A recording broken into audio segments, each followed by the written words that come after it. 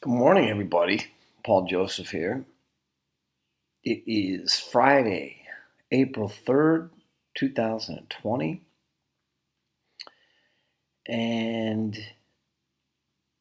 it is the 10th day of this remote learning platform. Truthfully, I probably have nothing more to offer you. This is my 10th video. They're all about 10 minutes, and I'm thinking they probably say the same thing over and over again.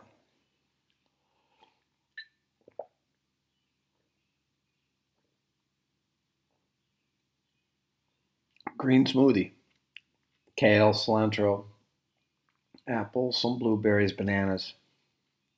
I recommend it if you have access to those resources. Just need a blender and a bunch of really good ingredients.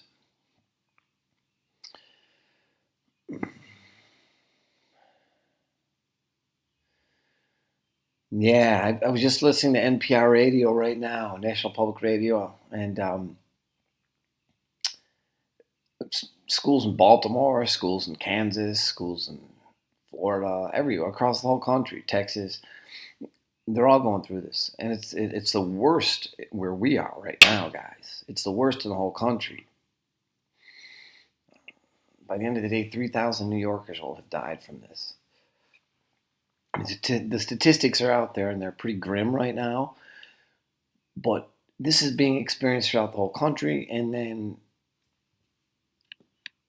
this experience of remote learning is everyone's struggling with it. I heard a woman, I think she was from Kansas, this morning said, oh no, there was a woman from Baltimore. She said, sometimes surviving is enough. Surviving is enough. Okay? I mean, make sure that the animal here is in good shape as best you can. I mean, the virus, of course, if you I don't think any of our students have it yet,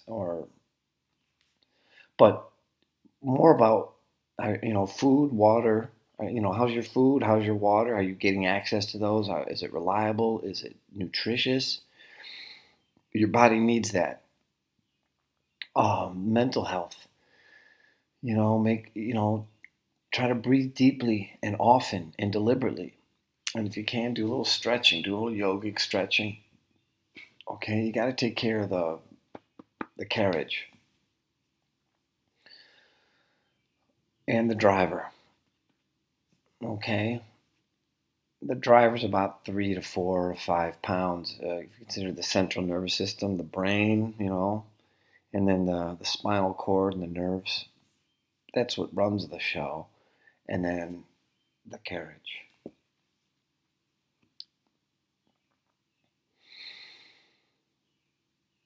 So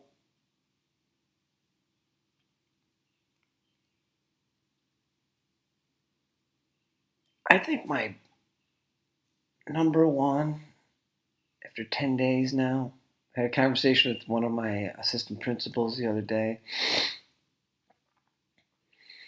made some suggestions, talked about some Google Classroom stuff. There's training being offered about how to be more effective online. But, truthfully, I'm going to just listen to my students and what do you guys need? What do you need? What do you need? We know that reading and writing regularly is helpful for the brain and it's important for our culture for success. There's a correlation between being good with language and being successful. It's not 100%.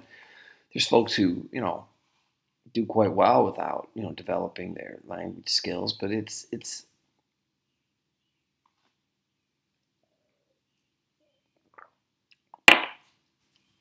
we know that education statistically correlates with success and happiness and health.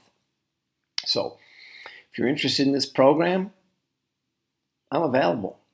I had a conversation with my colleagues recently. We meet as a staff, I think, on Tuesdays or Wednesdays. 14 of us were there. People are here. We're waiting. We're hoping to, help you out. Yeah, if you're not connected, man, we're trying to connect you. And once you connect, there's material, and we're here to help you. Yeah, I'm not sure what else to say beyond that. Um, Schools are never going to be the same after this. Our whole culture is changing. Our relationship with congregating is going to forever change. They will develop a vaccine for coronavirus, for COVID-19, but I think psychologically we're not going to congregate the way we used to. Not, and the reason I say that is because we don't have to now.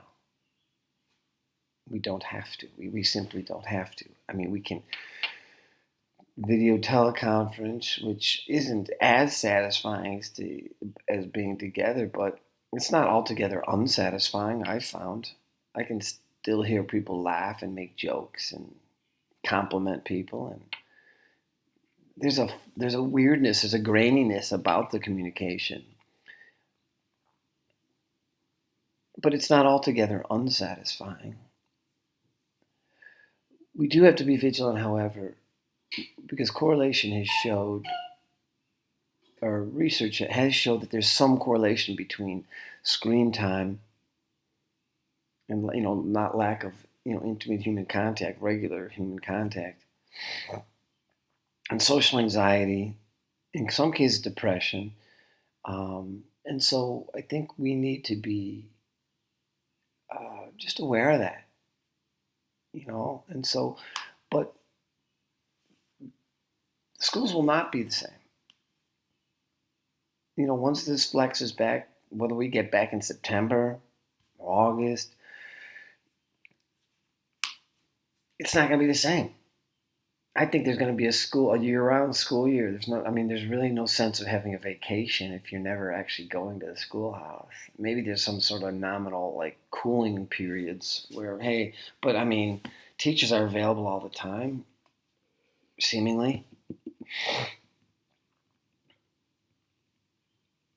There's a fluidity about the whole profession is going to change, and our relationship with the brick and mortar schoolhouse. I don't know. I'm not. There's folks who thought their way through this, but it's definitely not the same. And I think some of the tension and the agitation right now is coming from people want it to be the same or go back to the same. They don't want to let go of the 19th century model of education, where we go to the brick and mortar schoolhouse and we get our assignments and we interact with these different personalities. Take assignments, we get grades, and then we have a senior prom and we listen to the marching band and all that. But we've never had the internet. We've never had super connectivity, 5G, these supercomputers in our paws. And that changes things a ton.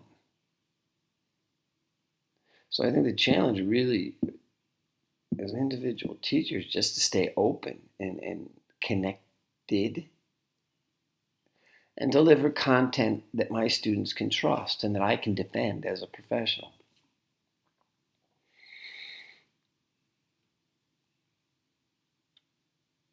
Yeah.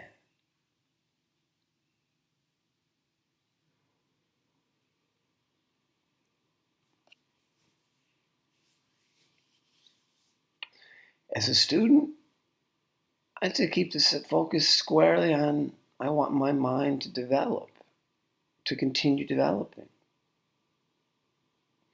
And the way to do that is through reading and writing. Not too much of it on the screen. Get your hands on an old-fashioned book, because something happens in the brain, like a physical process, a neurological physical process when you're reading and when you're writing. It's profound. You can imagine running, you can imagine doing some vigorous exercise, but if you don't do it, it's not actually going to benefit you. So I encourage you to do some of that, to stay up. If you need technology to support that, let us know. But most importantly, food, water, and mental health. Take some deep breaths.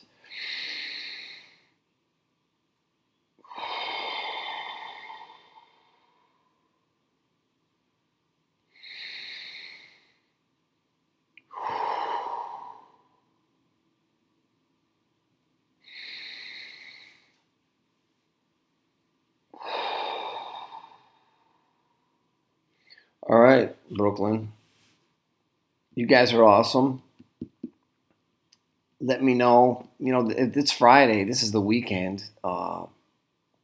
Hopefully you have a good weekend, whatever that looks like. For me, it doesn't look like anything different than a Monday or Tuesday, but maybe it will. Maybe I owe it to us to make it look like normal. Who knows? Hey guys, take care. Later. See you on Monday. Be safe.